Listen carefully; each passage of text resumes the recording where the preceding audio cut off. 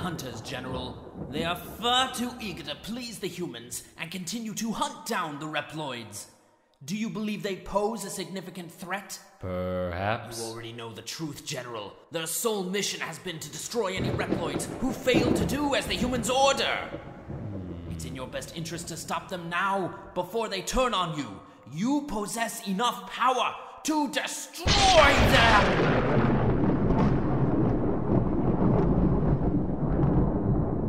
You are dismissed. What? I will not betray the humans. Remove yourself from my sight. My business with you has concluded. Very well.